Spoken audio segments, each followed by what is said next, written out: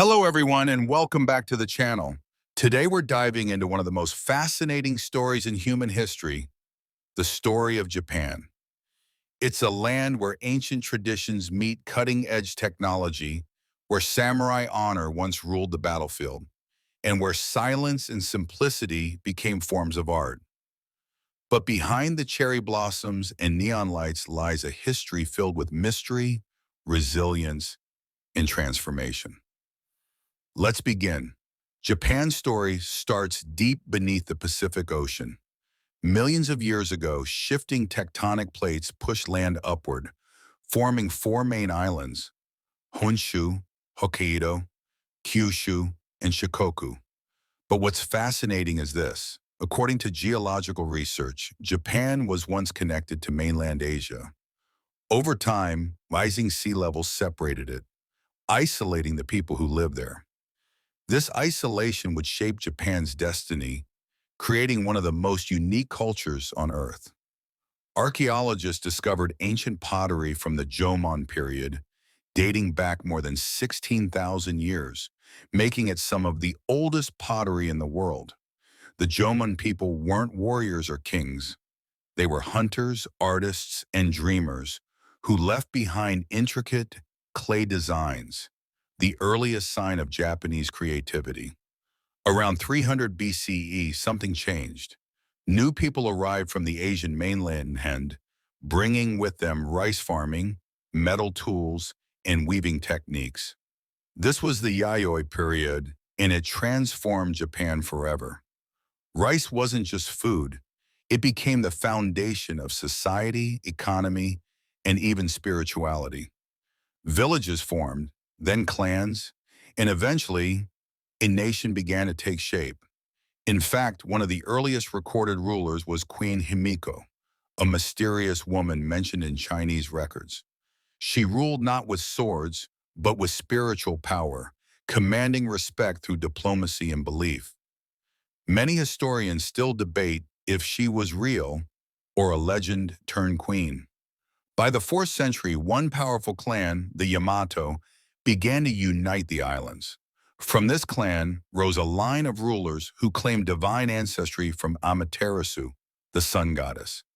Even today, the Japanese emperor traces his lineage back to her, making Japan's imperial family the oldest continuing monarchy in the world. What's amazing is that Japan had built a government inspired by China, but reshaped it with Japanese character. Disciplined, loyal, and harmonious. They even borrowed kanji, the Chinese writing system, giving birth to the Japanese written language we know today. Between the 8th and 12th centuries, Japan entered its golden age of art and culture, the Heian period. Imagine Kyoto, elegant palaces, poetic court life, and women in silk robes writing love poems by candlelight. During this time, The Tale of Genji was written, the world's first novel, by a woman named Murasaki Shikibu. It's not just a story, it's a window into the soul of ancient Japan. What most people don't know is that Heian beauty standards were unique. Blackened teeth and white painted faces symbolized purity and sophistication. Beauty wasn't about perfection, it was about symbolism. But paradise never lasts. By the late 12th century, noble families began fighting for power, and chaos erupted. Out of this turmoil emerged a new class, the samurai. They lived by a strict code called Bushido, the way of the warrior. Courage, loyalty, honor, and self-sacrifice defined their lives. A samurai's sword wasn't just a weapon, it was his soul. In 1185, the Minamoto clan established Japan's first shogunate, a military government, led by Minamoto no Yoritomo. The emperor still existed, but power truly belonged to the shogun. For the next 700 years, Japan would be ruled not by kings, but by warriors. In 1274 and 1281, Japan faced its greatest threat, the Mongol invasions led by Kublai Khan. The Mongols had conquered most of Asia, and Japan was next. But as their fleets approached, a massive typhoon struck, destroying nearly the entire Mongol army. The Japanese called it kamikaze, the divine wind. They believed the gods themselves had protected their homeland. Centuries later, this word would reappear during World War II, but with a darker meaning. By the 1600s, after centuries of civil war, Japan found peace under the Tokugawa shogunate. The country closed its borders to the outside world for more than 250 years. No foreigners in, no Japanese out. During this isolation, Japan perfected the art of being Japanese. The tea ceremony, haiku poetry, kabuki theater, and samurai philosophy reached their peak. Cities like Edo, modern-day Tokyo, flourished. And here's an amazing fact. During the 18th century, while Europe was struggling with wars and disease, Edo became one of the largest and cleanest cities in the world, with a population of over 1 million and nearly zero crime. In 1853, everything changed.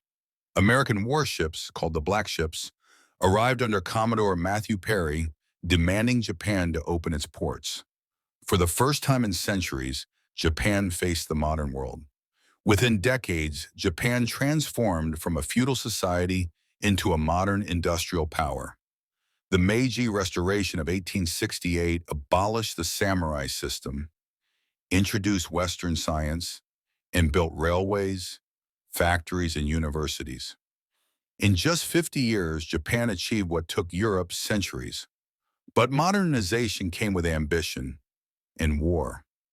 Japan expanded across Asia, leading to conflicts with China, Russia, and eventually the United States.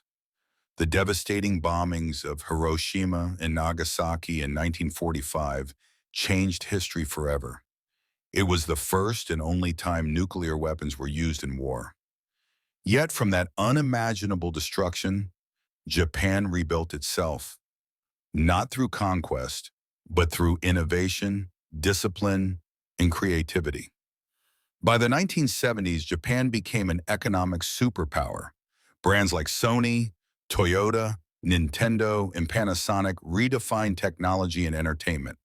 And the world fell in love with anime, sushi, Zen gardens, and bullet trains. Today, Japan stands as a bridge between ancient wisdom and futuristic vision, a place where a tea ceremony and a robot cafe can exist side by side. If there's one thing that defines Japan, it's this: resilience. Time and again, this island nation has faced earthquakes, wars, and disasters, and each time it rises quieter, stronger, and more beautiful. Japan reminds us that true strength isn't in power or size, but in the ability to adapt, rebuild, and keep harmony in chaos. So the next time you watch cherry blossoms fall, remember, each petal tells the story of a people who have endured everything and still choose beauty over bitterness. Thank you for watching. If you enjoyed this journey through Japan's incredible history, make sure to like, subscribe, and share this video. Because the story of Japan isn't just history, it's a mirror of the human spirit.